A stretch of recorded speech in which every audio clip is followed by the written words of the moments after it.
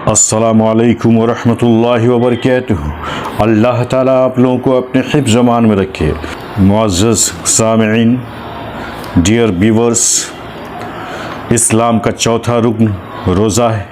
روزہ کو عربی میں صوم یا صیام کہتے ہیں۔ صبح صادق سے لے کر سورج کے ڈوبنے تک آدمی کے کھانے پینے اور جنسی خواہشات کو پورا کرنے سے رک جانے کو کہتے ہیں۔ پچھلی امتوں پر بھی روزہ فرض کیا گیا تھا، جیسا کہ آج امت محمدیہ صلی اللہ علیہ وسلم پر فرض ہے۔ البتہ روزے کے احکام اور اس کی تعداد میں فرق رہا ہے۔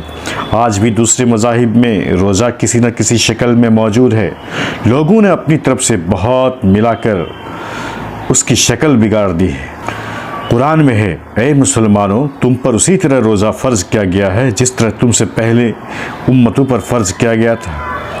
روزہ فرض کرنے کا مقصد اللہ کی خوشی اور اس کی ناراضگی کا خیال رکھنا ہے، تقویٰ پیدا کرنا ہے۔ روزہ کے ذریعے آدمی کی تربیت مقصود ہے کہ اس کی پوری زندگی اللہ کی عبادت بن جائے۔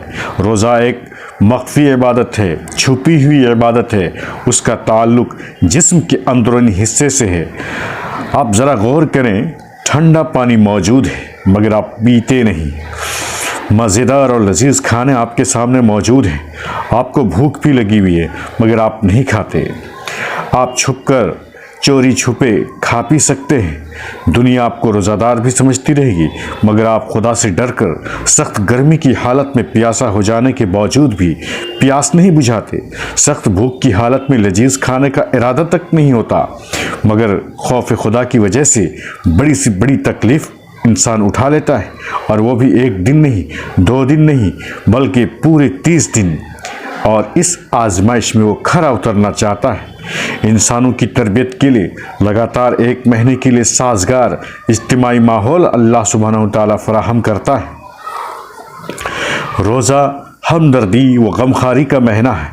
پیاس اور بھوک کی احساس کر کے غریبوں اور فقیروں کے ساتھ ہمدردی پیدا کراتا ہے۔ جبکہ بھوک سے ہماری یہ حالت ہے تو ان غریبوں اور مسکینوں کی حالت کیسی ہوتی ہوگی؟ اسی سوچ کو سامنے رکھ کر اللہ کی رضا کی خاطر انسان غریبوں کی اور مسکینوں کی اس مہینے میں خوب سے خوب مدد کرتا ہے۔ اس مہینے کے عمل کے بدلے میں اللہ کے ہاں خاص انعام بھی ہے۔ ایک نیکی 10 گنی سے 700 گنی تک پھیلتی اور پھولتی ہے، مگر روزہ کے بارے میں اللہ تعالیٰ فرماتا ہے، وہ خاص میرے لیے ہے اور میں اس کا جتنا چاہتا ہوں بدلہ دیتا ہوں۔ روزہ کا مقصد یہ ہے کہ آدمی جھوٹ سے بچے۔ نبی صلی اللہ علیہ وسلم نے فرمایا، جس کسی نے جھوٹ بولنا اور جھوٹ پر عمل کرنا ہی نہ چھوڑا تو اس کا کھانا اور پانی چھوڑا دینے کی اللہ کو کوئی ضرورت نہیں۔ دوسرا مقصد یہ ہے کہ انسان اللہ پر مکمل پختہ اور تازہ یقین رکھے اور اپنے ایمان و عمل کا جائزہ لے۔ اگر کوئی ایسا کرتا ہے تو نبی صلی اللہ علیہ وسلم نے اس کے بارے میں فرمایا، جس نے روزہ ایمان و احتساب کے ساتھ رکھا اس کے تمام پچھلے گناہ معاف کر دیے جاتے ہیں۔ روزہ گناہوں سے بچنے کی ڈھال ہے۔ نبی صلی اللہ علیہ وسلم نے فرمایا، اگر کوئی شخص گالی دے اور اس سے لڑے تو اس کو کہہ دینا چاہیے کہ بھائی میں روزے سے ہوں۔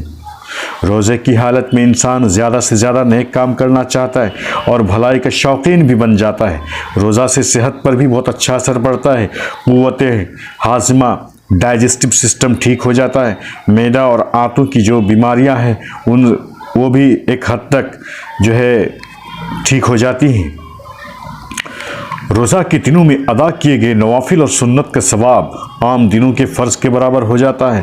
اس مہینے کے آخری 10 دن ایسے ہیں جس کو لیلۃ القدر کہا جاتا ہے، جس کی ایک رات کی عبادت 1000 مہینوں کی عبادت سے بہتر ہوتی ہے۔ رمضان کے علاوہ سال بھر میں بھی نفلی روزہ کہنا ہمیں یہ ہے کہ یہ جو چند دنوں کا مہمان سال بھر میں آتا ہے اور اس مہمان کی خاطرداری کرتے ہوئے آپ اس کو مہمان کے جیسے ہی رخصت کریں اور زیادہ سے زیادہ اللہ کی رضا کی خاطر آپ ثواب لوٹیں۔